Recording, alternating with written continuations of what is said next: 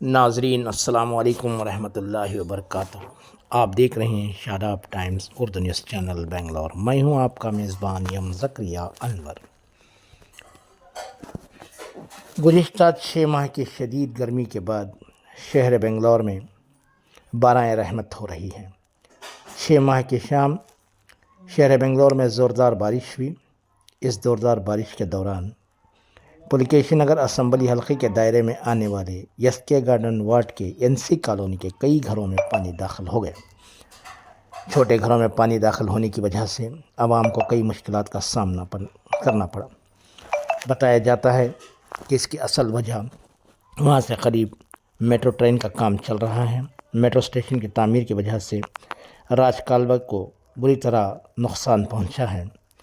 چونکہ NC colony کی مین drain راج کالوے سے تک ملتی ہے، اس وجہ سے راج کالوے کا پانی ریورس ہو کر گھروں میں داخل ہوا ہے۔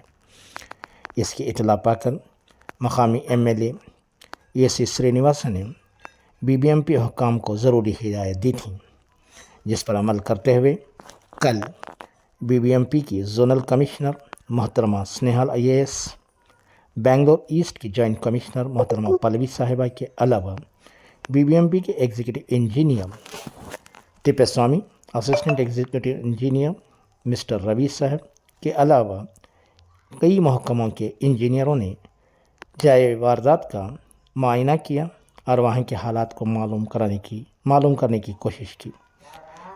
پولیکیشن نگر اسمبلی حلقے کے دائرے میں آنے والے پولیکیشن نگر بلاک کانگریس کمیٹی کے صدر فیاض خان نے ان تمام عہدیداروں کو عوام کے مشکلات سے آگاہ کیا اور انہیں بتایا کہ کس وجہ سے ان لوگوں کو پریشانیاں ہو رہی ہیں۔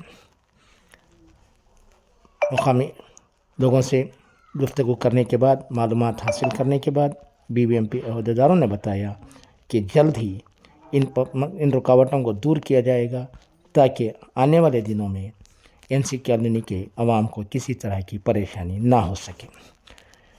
مقامی لوگوں نے MLA AC سرینیواس اور بلاک پریزیڈنٹ فیاض خان کا شکریہ ادا کرتے ہوئے ان کے اس کارکردگی پر خوشی اور اطمینان کا اظہار کیا ہے۔